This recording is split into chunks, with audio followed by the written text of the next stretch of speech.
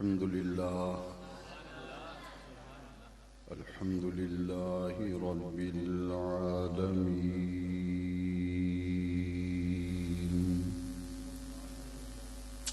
والصلاة والسلام على سيد المرسلين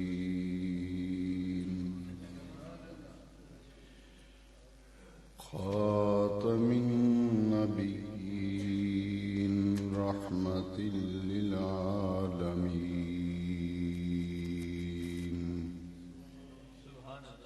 شفيع المذنبين، سيد الأولين والآخرين،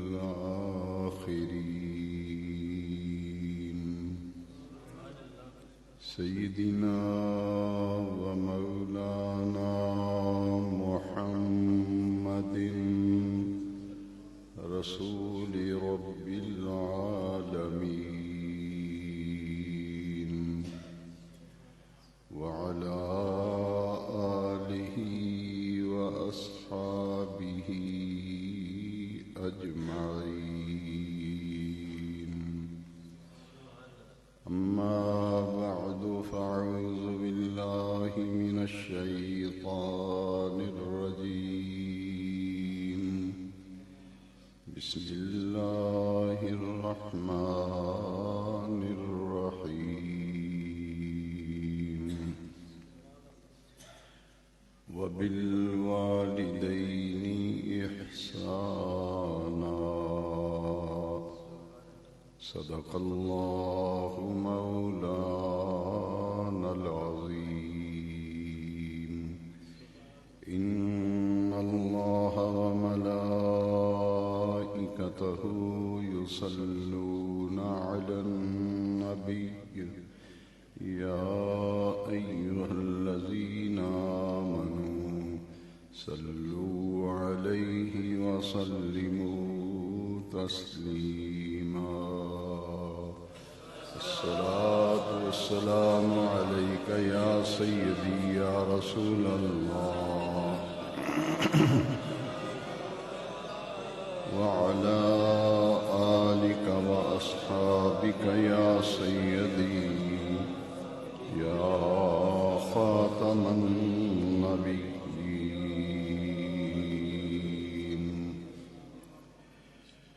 سامعین محترم، گزشتہ جمعہ مبارکہ میں سورہ بنی اسرائیل کی 2 آیات مقدسہ کی روشنی میں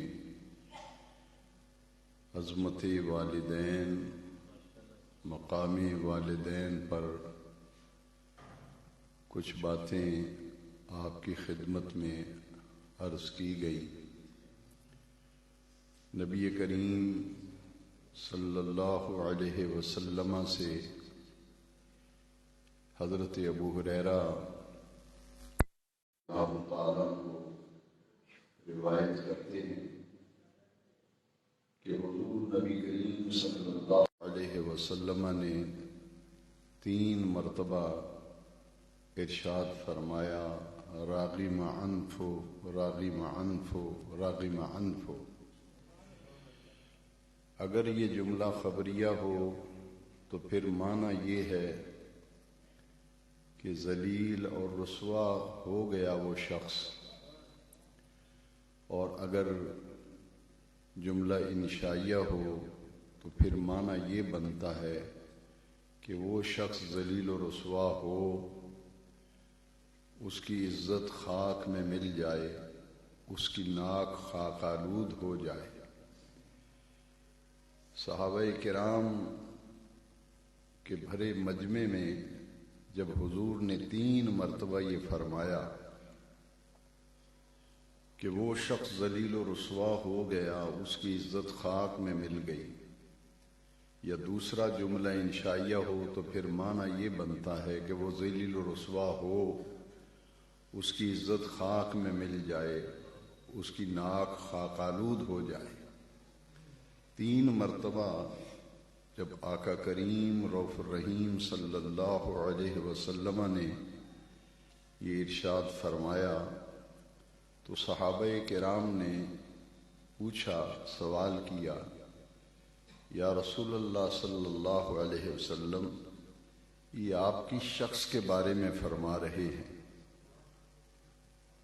وہ کون شخص ہے جس کے بارے میں آپ یہ فرما رہے ہیں کہ وہ ذلیل و رسوا ہو گیا، اس کی عزت خاک میں مل گئی، یا وہ ذلیل و رسوا ہو، اس کی ناک خاک آلود ہو؟ یہ کس کے لیے فرما رہے ہیں؟ بخاری اور مسلم کی یہ متفق علیہ حدیث ہے۔ حضور نے ارشاد فرمایا، من ادرک ابویہ عند الکبر ولم يدخل الجنہ، جس نے اپنی زندگی میں بوڑھے ماں باپ کو پایا اور ان کی خدمت نہ کرنے کے سبب عزت اور احترام نہ وہ آپ کو پایا اور جنت میں داخل نہیں ہوا، وہ ذلیل و رسوا ہوا، اس کی عزت خاک میں مل گئی، یا وہ ذلیل و رسوا ہو، اس کو خاک مل جائے۔ یہ حضور نے اس شخص کے لیے فرمایا جس کی زندگی میں ماں باپ بوڑھے ہو جائیں اور وہ اپنے آپ کو جنت کا حقدار نہ بنا سکے۔ میرے آقا کریم صلی اللہ علیہ وسلم نے ارشاد فرمایا، بخاری اور مسلم کی متفق علیہ اس حدیث سے پچھلے جمعۃ المبارک میں جتنی باتیں میں نے عرض کی اور جو گفتگو کی، اس کو سمجھنا بالکل آسان ہو گیا کہ قرآن مجید کی وہ آیت کریمہ جس پر پچھلے جمعے میں نے گفتگو کی تھی، وہاں کیا فرمایا؟ وَبِالْوَالِدَيْنِ إِحْسَانًا إِمَّا يَبْلُغَنَّ عِندَكَ الْكِبَرَ أَحَدُهُمَا أَوْ كِلَاهُمَا، کہ ماں باپ سے اچھا سلوک کرو جب تمہاری زندگی میں وہ دونوں بوڑھے ہو جائیں، أَحَدُهُمَا، ان میں سے ایک بڑھاپے کی عمر کو پہنچ جائے۔ تو اس پچھلے جمعے میں جس آیت کریمہ پر گفتگو کی گئی اور آج کے بیان جمعہ میں جس حدیث شریف سے میں نے آغاز کیا، قرآن کی آیت اور حدیث شریف سے یہ معلوم ہوا کہ بڑھاپے کی منزل میں جب والدین پہنچتے ہیں یا ان دونوں میں سے ایک بوڑھے ہو جاتے ہیں تو اس وقت پھر اولاد کی آزمائش اور امتحان کا وقت جو ہے وہ شروع ہو جاتا ہے۔ اس بڑھاپے، پیرانہ سالی، ضعف اور نکاہت اور بیماری کے سبب ان کے مزاج میں جو چڑچڑا پن آ جاتا ہے، اس کو پھر صبر و تحمل سے برداشت کرنا، والدین کی خدمت میں، احترام و عزت میں کسی قسم کی کمی واقع نہ ہونے دینا، یہ اصل وہ ذمہ داری ہے جو ہر بیٹی اور ہر بیٹے پر اس وقت عائد ہوتی ہے جب ماں باپ بوڑھے ہو جائیں۔ حضور نبی کریم رؤوف الرحیم صلی اللہ تعالی علیہ وبارک وسلم نے بڑھاپے کی عمر میں جب ماں باپ پہنچ جائیں تو فرمایا، جنت میں جانے کا آسان راستہ اور طریقہ یہ ہے کہ اس بڑھاپے کی عمر میں اپنے والدین کو راضی رکھے، ان کی خدمت میں کمی بیشی نہ ہونے دے اور ان کے احترام میں بھی کمی بیشی نہ ہونے دے، پوری طرح سے ان کی خدمت، ان کی عزت، احترام اور توقیر اور ان کی خاطر تواضع میں کسی قسم کی کمی نہ رہے، تاکہ اسی میں اللہ کریم کی رضا ہے۔ اور یہ حدیث شریف جو ہے کہ حضور نے فرمایا، والدین کی رضا میں رب کی رضا ہے اور والدین کی ناراضگی میں اللہ کریم کی ناراضگی ہے۔ ان کو اسلام میں اس قدر اہمیت حاصل ہے، حقوق العباد میں سے سب سے بڑا حق جو ہے وہ اولاد پر جو ہے وہ والدین کا ہے، اور والدین کی خدمت کا حق جو ہے جیسے ادا کرنا چاہیے ایسے کوئی کر ہی نہیں سکتا۔ یہ حضور کی حدیث شریف ہے۔ نبی کریم صلی اللہ علیہ وسلم نے فرمایا، لا یجزی ولد والدا، چونکہ لفظ ولد عربی میں بیٹی اور بیٹے دونوں پر بولا جاتا ہے، تو حدیث شریف کا معنی یہ ہوگا لا یجزی، کوئی بھی جزا نہیں دے سکتا، بدلہ نہیں دے سکتا، صلہ نہیں دے سکتا۔ لا یجزی ولدن، کوئی بیٹی کوئی بیٹا، ولدن اپنے ماں باپ کو کوئی بیٹی بیٹا جزا نہیں دے سکتا، ان کو جو خدمت کی تھی، جو بچپن میں سنبھالا تھا، پرورش کی تھی، ان تمام معاملات کی جزا جو ہے، کوئی بدلہ، کوئی خدمت جو ہے، اس کا حق تو کوئی بیٹی بیٹا ادا کر ہی نہیں سکتا۔ الا ان یجدہ مملوکا،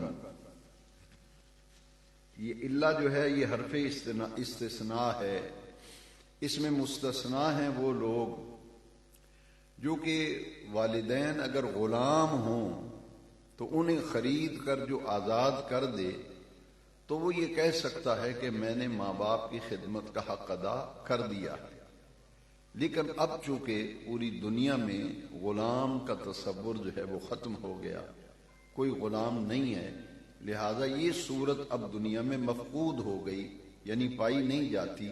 لہذا اب اس حدیث شریف کا مفہوم یہ ہوگا کہ جتنی مرضی کوئی خدمت کرتا بھی رہے تو جو حق ہے خدمت کا وہ ادا نہیں کر پائے گا۔ جب خدمت کا حق ادا کر ہی نہیں پائے گا تو پھر اللہ کریم نے قرآن مجید میں سورہ بنی اسرائیل میں وہ دعا تعلیم فرمائی، جس پر پچھلے جمعے بیان ختم ہوا تھا کہ اللہ کریم نے فرمایا کہ میری بارگاہ میں ہاتھ اٹھا کر دعا مانگا کرو، رب ارحمہما کما ربیانی صغیرا، اے میرے پروردگار ارحمہما، میری ماں پر میرے باپ پر اس طرح اپنی رحمتیں فرما، کما جیسے ربیانی انہوں نے میری پرورش کی، صغیرہ جب میں چھوٹا سا تھا۔ تو والدین کے حق میں اولاد کو جو دعا کرنی چاہیے وہ قرآن مجید میں دعا تعلیم کی گئی، بتلائی گئی، سکھلائی گئی۔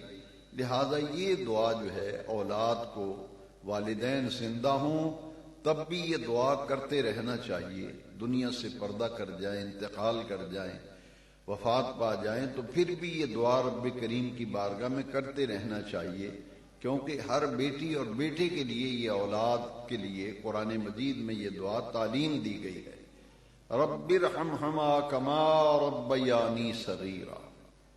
اس کو دوسری طرح بھی پڑھ سکتے ہیں، چونکہ قرآن میں یہی لفظ ہیں لیکن دوسرے لفظوں کا بھی معنی یہی ہے، اللہم ارحمہما کما ربیانی صغیرا، دونوں کا معنی ایک ہے۔ تو اولاد پر ایک تو خدمت ہے والدین کی، عزت ہے، احترام ہے، ادب ہے، اور دوسری طرف اللہ کریم کی بارگاہ میں ہاتھ پھیلا کر ان کی زندگی میں بھی اور ان کی زندگی کے بعد بھی ان کے لیے دعا کرنا، یہ بھی اولاد پر والدین کا حق ہے جو قرآن مجید نے ہمیں بتلایا اور سکھلایا۔ اور والدین کے انتقال کے بعد پھر ان کے لیے دعائے مغفرت، بخشش کی دعا اپنی ماں کے لیے، باپ کے لیے، اس کی اہمیت کا اندازہ اس بات سے لگایا جا سکتا ہے کہ نماز کے اندر جو دعا پڑھی جاتی ہے، مانگی جاتی ہے، یہ قرآنی دعا ہے، یہ دعا قرآن مجید میں ہے۔ اور یہ دعا کس کی ہے؟ اللہ رب العزت جل مجد الکریم کے اولو العزم پیغمبر اور خلیل حضرت سیدنا ابراہیم علیہ السلام کی وہ دعا ہے جو قرآن مجید میں مذکور کی گئی، ربنا اغفر لی ولوالدی وللمؤمنین یوم یقوم الحساب۔ اس سے اندازہ ہم لگا سکتے ہیں کہ ماں اور باپ کا دین اسلام میں بعد از وصال اولاد پر یہ حق ہے کہ وہ اپنے والدین کے لیے مغفرت کی دعا کرتے رہا کریں۔ اس دعا کا یہ حصہ ہے، ربنا اغفر لی، پہلے بندہ اپنے لیے رب سے بخشش مانگتا ہے کہ باری تعالیٰ میری مغفرت فرما، میری بخشش فرما، ولی والدیہ، اور میرے ماں اور باپ کی مغفرت و بخشش فرما، وللمؤمنین، اور حضور کی ساری امت کے ایمان والوں کے لیے پھر دعا کی جاتی ہے یوم یقوم الحساب، جس دن حساب قائم کیا جائے گا، باری تعالیٰ اس دن ہماری بھی مغفرت فرمانا، ہمارے والدین کی بھی مغفرت فرمانا، حضور کی ساری امت کی مغفرت فرمانا۔ تو اولاد پر جو والدین کے حق ہیں ان میں سے یہ چوٹی کے حقوق ہیں جو قرآن مجید کی آیت کریمہ میں بیان کیے گئے۔ اب اگلی بات یہ سمجھنی ہے کہ اگر ایک طرف اللہ کا حق آ جائے، ایک طرف مخلوق کا حق آ جائے، تو دین کی تعلیم یہ ہے کہ مخلوق کا حق جو ہے وہ ساقط ہو جاتا ہے، اللہ کا حق جو ہے وہ مقدم ہوگا، وہ غالب ہوگا۔ یہ آپ نے حدیث سنی ہوگی کئی مرتبہ، لا طاعت لمخلوق فی معصیت الخالق، کہ مخلوق کی وہ اطاعت نہیں کی جائے گی، مخلوق کی کسی بھی شخص کی وہ بات نہیں مانی جائے گی جس بات کے ماننے میں اللہ کریم کی نافرمانی ہو، وہ باپ ہو یا ماں ہو۔ لا طاعت لمخلوق فی معصیت الخالق، ماں باپ کسی ایسے کام کا حکم دیتے ہیں کہ اس کے کام کے کرنے میں اللہ کریم کی حکم عدولی ہے، اس کی نافرمانی ہے، یا اس کے پیارے محبوب رسول کریم صلی اللہ علیہ وسلم کی نافرمانی ہے، تو پھر ماں باپ کی بات نہیں مانی جائے گی، کسی کی بھی نہیں مانی جائے، کسے باشد کوئی ہو، پھر اللہ کریم کی بات جو ہے وہ مقدم ہوگی، پھر اللہ کا حق جو ہے مقدم ہوگا۔ یہاں ایک بڑا نازک مسئلہ ہے کہ جیسے بڑھاپے میں ماں باپ ہوں تو اولاد کا امتحان شروع ہوتا ہے، ایک اور پہلو یہ ہے کہ جب والدین اپنے اولاد کی شادی کرتے ہیں تو جو بیٹے کی آپ نے شادی کی تو آپ کی بہو جو آئی ہے اس کے آنے کے بعد پھر اس اولاد کا امتحان شروع ہو جاتا ہے شادی کے بعد، کہ ایک طرف ماں کا حق ہے اور ایک طرف بیوی کا حق ہے۔ جیسے میں نے حدیث سنائی، لا طاعت لمخلوق فی معصیت الخالق، پھر اللہ کی نافرمانی نہیں کریں گے، ماں باپ کی نافرمانی ہے تو ہو جائے، کیونکہ ان کی نافرمانی کرنے سے اللہ کی نافرمانی، ان ماں باپ کی بات ماننے میں اللہ کی نافرمانی ہے، تو پھر ماں باپ کی بات نہیں مانی جائے۔ اسی طرح ایک طرف بیوی کا حق ہے اور ایک طرف ماں کا حق ہے، تو آدمی ایسا کام کرے، ایسا عمل کرے، ایسا فعل جس سے ماں باپ کی ناراضگی ہو، ماں باپ کو تکلیف پہنچے، دکھ پہنچے، رنج پہنچے، تو اس وقت پھر بیوی کا حق جو ہے وہ ساقط ہو جاتا ہے، پھر ماں کا حق جو ہے وہ، باپ کا حق جو ہے وہ مقدم ہوتا ہے۔ لہذا حقوق کی جو تربیت دین اسلام میں بیان کی گئی، حقوق العباد میں، جہاں تمام حقوق میں سے سب سے بڑا حق والدین کا حق ہے، ماں باپ کا حق ہے، اسی طرح شادی کے بعد جو ہے ایک طرف آپ کی بیوی ہے، ایک طرف والدین ہیں، تو پھر دین اسلام کی تعلیم یہ ہے کہ ماں اور باپ کا حق جو ہے وہ مقدم ہوگا۔ اس کے لیے میں مسلم شریف کی ایک حدیث شریف آپ کو سنانا چاہتا ہوں کہ اس حدیث شریف کے اندر بڑی رہنمائی ہے کہ حضرت عبداللہ ابن عمر رضی اللہ تعالی عنہ، یہ حضرت عمر کے بیٹے ہیں، تو حضرت عمر رضی اللہ عنہ نے جب حضرت عبداللہ کی شادی کی تو ان کی بیوی جو تھیں وہ ذرا تیز طبیعت کی تھیں اور گفتگو میں بے احتیاطی تھی، جس کی وجہ سے حضرت عمر رضی اللہ تعالیٰ عنہ حضرت عبداللہ کی والدہ جو تھیں ان کو تکلیف پہنچتی تھی، تو اس وجہ سے حضرت عبداللہ نے حضرت عمر نے اپنے بیٹے حضرت عبداللہ سے کہا کہ تم اپنی بیوی کو طلاق دے دو، ہم تمہاری اور شادی کر دیتے ہیں، اس کو طلاق دے دو۔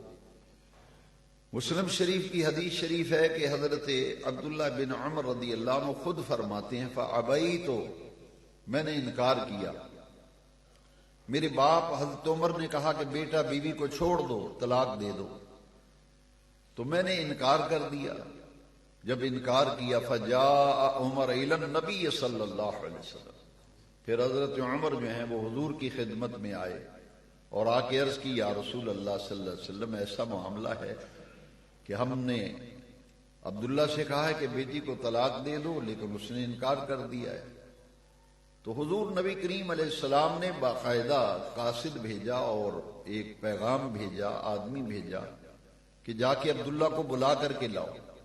حضرت عبداللہ بن عمر رضی اللہ تعالیٰ عنہ جب آئے تو وہ حضور نے جب بات پوچھی تو انہوں نے سارا معاملہ عرض کیا نبی کریم علیہ السلام سے کہ میرے والد نے کہا ہے کہ طلق ہا، بیوی کو طلاق دے دے، تو میں طلاق نہیں دینا چاہتا، اس لیے کہ میری اس کی انڈرسٹینڈنگ ہے، معاملہ ٹھیک ہے، لیکن میرے والدین سے اس کا رویہ ٹھیک نہیں، میرے والدین سے میری بیوی کا رویہ ٹھیک نہیں، اس لیے میں نے انکار کیا۔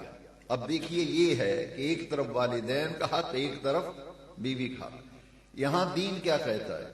حضور نے حضرت عمر کو حکماً ارشاد فرمایا جس طرح تمہارے ماں باپ کہتے ہیں اس طرح کرو، جس طرح والدین کہتے ہیں اس طرح کرو۔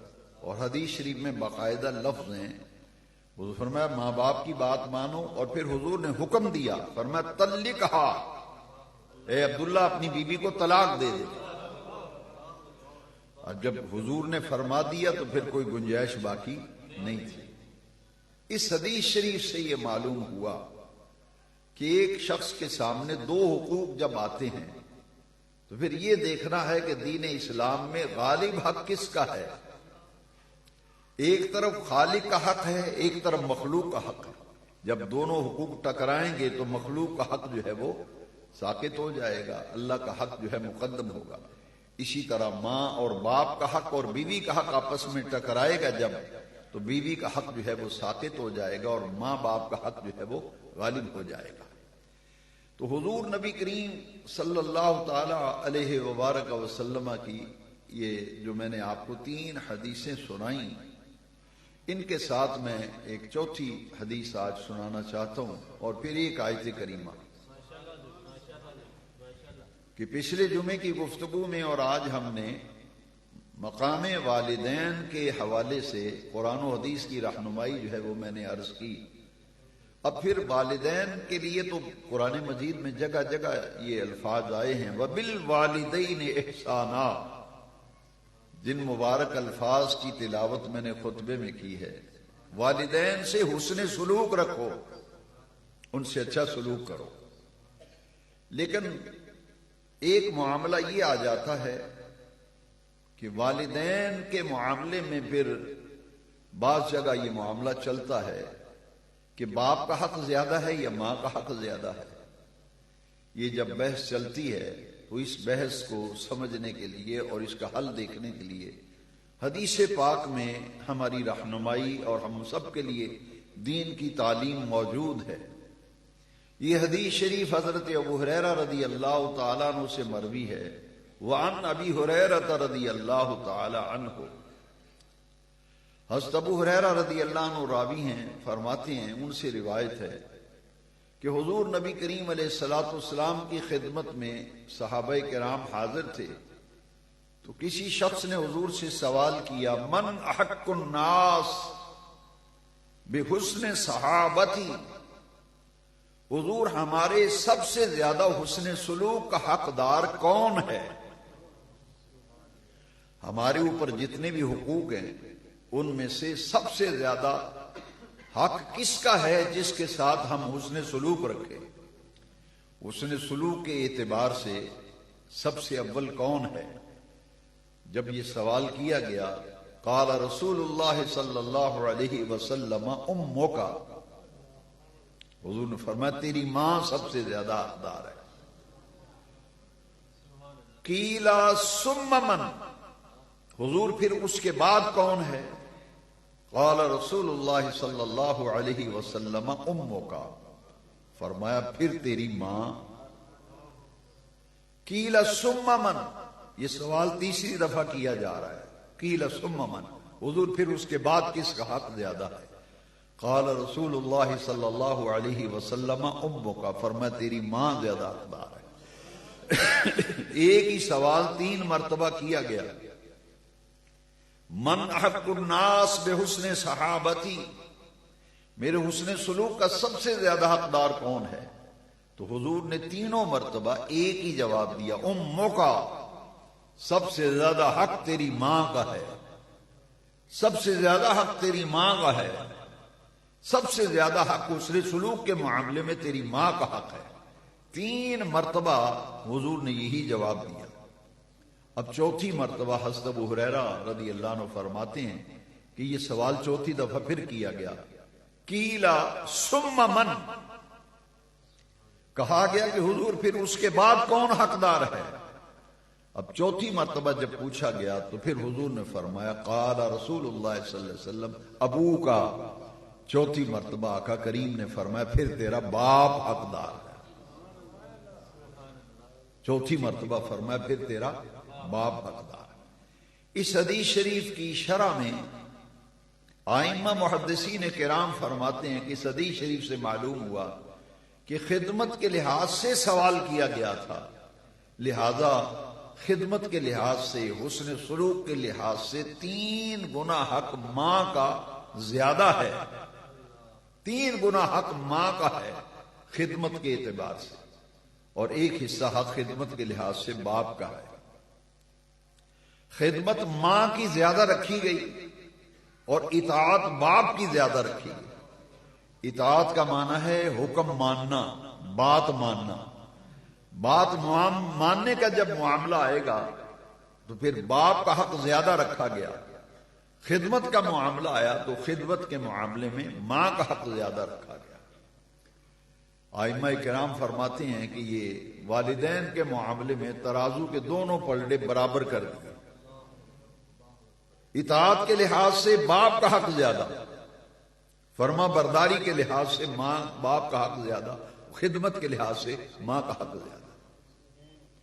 اس میں ایک حکمت ہے کہ والد جو ہے وہ دن بھر محنت کرتا ہے، مختلف لوگوں سے ملاقاتیں، معاملہ فہمی میں باپ جس قدر تجربہ رکھتا ہے اس کے جو معاملات ہیں وہ محنت و مشقت اولاد کے لیے کرتا ہے. تو اولاد کے ذمے یہ رکھا گیا کہ تمہارا باپ کما کے لا رہا ہے، تمہارے اوپر خرچ کر رہا ہے، تمہاری رہائش، تمہارے لباس، تمہاری خوراک، تمہاری تعلیم، تمہارا علاج معالجہ، سارے معاملات کو باپ جو ہے وہ سنبھالتا ہے، وہ دیکھتا ہے سارے معاملات کو. اور پرورش کے اعتبار سے ماں سارے معاملات کو دیکھتی ہے. لہذا اطاعت کے لحاظ سے باپ کا حق زیادہ رکھا گیا اور خدمت کے لحاظ سے ماں کا حق زیادہ رکھا گیا. یہاں یہ معنی نہ لیا جائے کہ باپ کا حق ہی کو نہیں خدمت کا، کیونکہ حضور نے چوتھی مرتبہ فرمایا نا ثم ابو کا. کیوں؟ ماں کا حق مقدم کیوں ہے خدمت کے لحاظ سے؟ فعل الحکیم لا یخلو عن الحکمہ. اللہ کریم کا اس میں صفت حکیم، حکمت والا، اس کے ہر کام میں حکمت ہے نا. تو جو ماں کی خدمت کا حق زیادہ رکھا گیا، اس میں حکمت کیا تھی؟ وہ حکمت بھی بے نیاز رب نے قرآن مجید میں بیان فرمائی. ماں کی خدمت کا حق زیادہ کیوں رکھا گیا، اس کی وجہ بھی قرآن شریف میں بیان کی گئی. یہاں جب بات ماننے کا معاملہ آ گیا تو یہ بات نوٹ کر لیجیے، اچھی طرح سے سمجھ لیں. معاذ اللہ کسی کے ماں باپ اگر کافر بھی ہونا تو دین یہ کہتا ہے کہ خدمت کے لحاظ سے، بات ماننے کے لحاظ سے باپ اور ماں کا وہی مقام ہے جو شریعت نے متعین کیا. لا طاعت لمخلوق فی معصیت الخالق میں سمجھا دیا گیا. دین کے معاملے میں، اللہ رسول کے معاملے میں ماں باپ جو کہیں گے کہ جس کے کرنے میں اللہ رسول کی نافرمانی، وہ بات نہیں مانی جائے گی. باقی ہر بات مانی جائے گی، خدمت بھی ان کی جائے گی، احترام بھی کیا جائے گا. لہذا ماں کا جو مقام ہے خدمت کے لحاظ سے وہ والد سے زیادہ رکھا گیا ہے. اس کی وجہ قرآن مجید میں بیان کی گئی. سورہ لقمان میں اور سورہ تغابن میں خاص طور پر ان میں سے ایک مقام میں عرض کرتا ہوں. دیکھیے آیت کریمہ میں پہلے اکٹھا ذکر کیا ہے والدین کا. اسی آیت میں جو میں پڑھنے لگا ہوں، تلاوت کرنے لگا ہوں، ماں باپ کا اکٹھا ذکر کر کے پھر معن باپ جو ہے پھر ماں کا ذکر ساتھ ہی کر دیا. وجہ بتا دی تاکہ اس بات پر توجہ رہے کہ ماں باپ حسن سلوک کے اعتبار سے برابر ہیں. دیکھنا کہیں والد کی نافرمانی نہ ہو جائے، والدہ کے احترام میں کمی نہ آ جائے. اس لیے پہلے تاکید کی وَوَصَّيْنَا الْإِنسَانَ بِوَالِدَيْهِ. آیت کریمہ کا جو آغاز ہے، ابتدا ہے، وہ بڑی ہی توجہ چاہتا ہے۔ وَوَصَّيْنَا الْإِنسَانَ بِوَالِدَيْهِ، ہم نے انسان کو تاکید کی ہے ماں باپ کے معاملے میں۔ کیا تاکید کی ہے وہ پچھلے جمعے آپ سن چکے ہیں سورہ بنی اسرائیل میں۔ وَوَصَّيْنَا الْإِنسَانَ بِوَالِدَيْهِ، اکٹھا ذکر کر کے نا اب آگے کیا ہے آیت کریمہ؟ وَوَصَّيْنَا الْإِنسَانَ بِوَالِدَيْهِ حَمَلَتْهُ أُمُّهُ وَهْنًا عَلَىٰ وَهْنٍ، ماں باپ کا اکٹھا ذکر کر کے کہا کہ اٹھائے رکھا ہے اس کی ماں نے، حملتہ اٹھائے رکھا ہے اسے، امہ اس کے ماں نے، ماں کی شکم میں جو بچہ وقت گزارتا ہے، وہ 8 ماہ ہوں وہ 9 ماہ ہوں، کم و بیش جتنا وقت ماں کے شکم میں گزارا ہے اسے قرآن مجید میں فرمایا گیا حملتہ امہ وہنن علی وہن، ماں نے یہ بوجھ اٹھائے رکھا ہے، تیرا بوجھ اٹھائے رکھا ہے، وہنن علی وہنن، دکھوں پر دکھ جھیل کر، پریشانیوں پر پریشانیاں، مصیبتوں پر مصیبتیں، تکلیفوں پر تکلیفیں، کٹھن مراحل میں سے تیری ماں کو گزرنا پڑا ہے۔ یہ آیت کریمہ ہے حملتہ امہ وہنن علی وہن، یہ جو ماں کی شکم میں تو پرورش پاتا رہا ہے، قطرہ آب سے اللہ کریم نے ماں کے شکم میں تیری شکل کو متشکل کیا، تیرا وجود بنا، ہڈیاں بنی، گوشت چڑھا، پورے وجود کی تخلیق ماں کے شکم میں ہوتی رہی، اور یہ پورا پروسیس جو ہے 8-9 پر ماں مشتمل ہے۔ لہذا یہ جو پورا دورانیہ ہے، حمل کا دورانیہ، یہ تو ماں کی تکلیفیں ہیں اور وہ درد و آلام ہے جس کا اندازہ تمہاری ماں ہی کر سکتی ہے، دوسرا شخص ان تکلیفوں کا اندازہ کر سکتا نہیں، اسی لیے فرمایا حملتہ امہ وہنن علی وہن۔ وہ 9 ماہ کی تکلیفیں بھی قرآن میں بیان کی گئیں، لیکن جب بچہ پیدا ہو گیا تو یہ نہیں کہ ماں کی تکلیف ختم ہو گئی ہے، نہیں، قرآن سنیے قرآن کیا کہتا ہے، حملتہ امہ وہنن علی وہن وفصالہ فی عامین، جب تو پیدا ہو گیا تھا پھر تیری غذا کا انتظام رب کریم نے تیری ماں کی چھاتی میں کیا تھا۔ وفصالہ فی عامین، عام کہتے ہیں سال کو، عین الف آ اور میم، عام، اس کا معنی ہے سال، یہ تثنیہ ہے عامین۔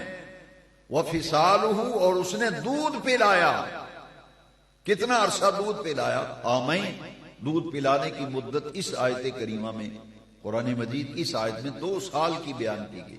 وفصالہ فی عامین، یہ خون جگر تھا جو ماں نے تجھے پلایا ہے۔ دودھ کی تاثیر ہوتی ہے، دودھ کی تاثیر ہوتی ہے، قرآن مجید میں ذکر کیا گیا وفصالہ فی عامین۔ لہذا وہ دورانیہ جو حمل کا ہے، بصورت حمل جب بیٹی بیٹا، ماں اسے اٹھائے رکھتی ہے بوجھ کو اور تکلیفیں اٹھاتی ہے، برداشت کرتی ہے، پھر جنم دینے میں زندگی اور موت کا مسئلہ ہوتا ہے ماں بچہ کا معاملہ، اور پھر جب پیدا ہو گیا تو دنیا میں آ گیا، پھر تیری پرورش کا معاملہ الگ ہے، دودھ پلانے کا معاملہ الگ ہے۔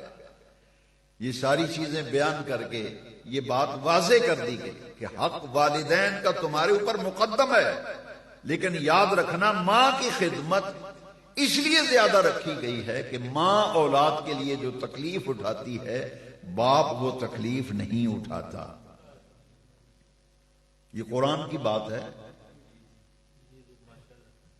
جسمانی اعتبار سے فزیکلی جو تکلیف ماں اٹھاتی ہے وہ باپ نہیں اٹھاتا، اس لیے خدمت کے لحاظ سے ماں کا حق جو ہے وہ باپ سے زیادہ رکھا گیا۔ اب آیت کریمہ جن الفاظ پہ ختم ہو رہی ہے، یہ 2 چیزیں میں خاص طور پہ آپ کی توجہ چاہتے ہوئے عرض کروں گا کہ اس آیت کے ابتدا میں بھی ماں باپ کا اکٹھا ذکر ہے نا، اور جب آیت ختم ہوئی تو پھر بھی ماں باپ کا اکٹھا ذکر ہے، درمیان میں ماں کا ذکر الگ کر دیا۔ یہ آیت کریمہ کا جو اسلوب بیان ہے نا، وہ توجہ چاہتا ہے۔ ابتدا آیت کی ماں باپ کے حق کا اکٹھا ذکر، اور جب آیت ختم ہوئی تو پھر ماں باپ کا اکٹھا ذکر۔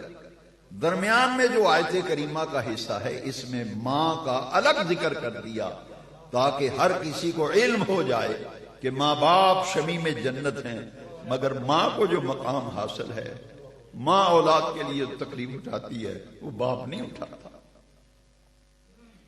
یہ وہن کا جو لفظ ہے، کیونکہ لینگویج کا معاملہ بڑا عجیب ہے کہ عربی زبان خاص طور پر ایسی زبان ہے، اس کی ٹرانسلیشن جتنا مرضی کو ٹرانسلیٹر بہت اچھا ہو، وہ روح جو ہے وہ ٹرانسلیشن میں وہ منتقل نہیں کر سکتا جو قرآن کے لفظ کے اندر ہے، وہنن علی وہن۔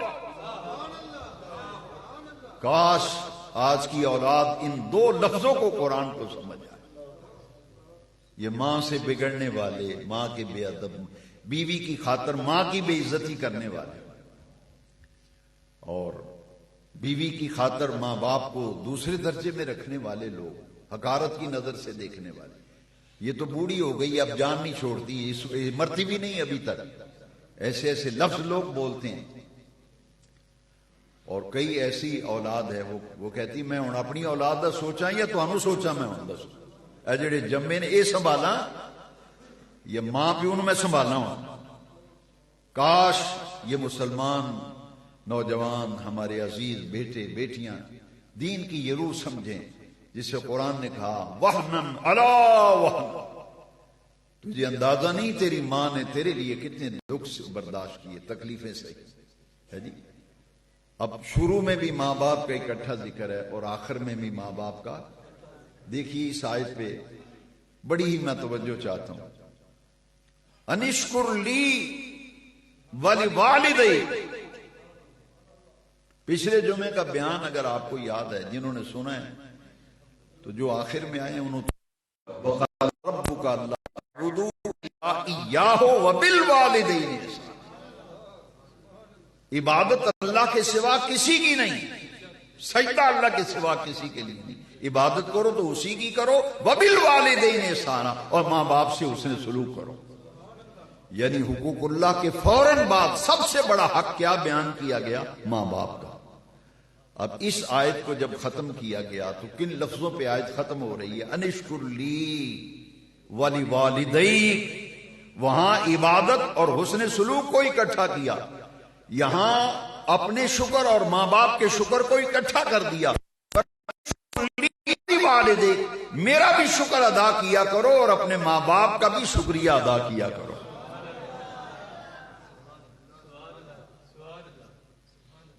یہاں دونوں کا، میرا بھی شکر ادا کرو اور ماں باپ کا بھی شکر ادا کرو۔ والدین کا جو نافرمان ہے، حضرت علقمہ رضی اللہ تعالیٰ عنہ،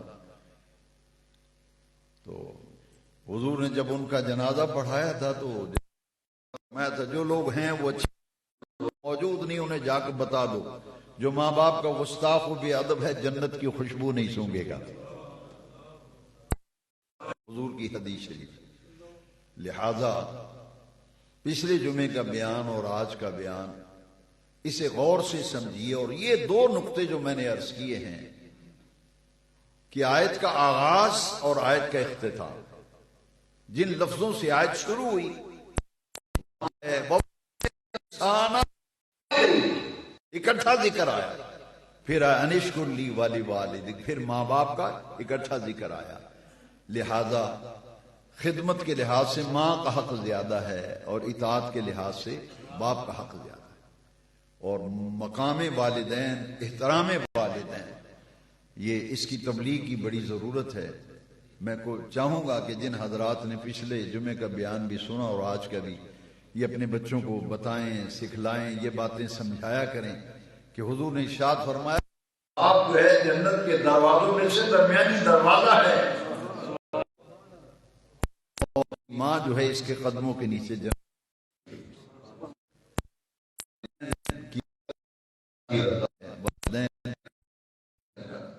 وہ کام کبھی نہ کرنا، وہ کبھی کامیاب نہیں ہو سکتا۔ جس نے ماں باپ کو ناراض کر کے جتنی مرضی انویسٹمنٹ کی ہے، میں ذمہ داری سے کہتا ہوں کبھی کامیاب نہیں ہوگا، کبھی کامیاب نہیں ہوگا۔ اگر کوئی کام کرنا ہے تو پہلے ماں باپ کو راضی کرو، ان سے اجازت لو، ان کی دعائیں لے کے نکلو۔ یہاں تو حضرت سکھا جا اللہ، جب آپ نکلتے تھے تو والدہ کی دعائیں ہوتی تھیں، اب جب گھر سے نکلیں تو ذرا سنبھل کے چلا کریں۔ اللہ تعالیٰ احترام والدین اور سمجھنے آخر دعوانا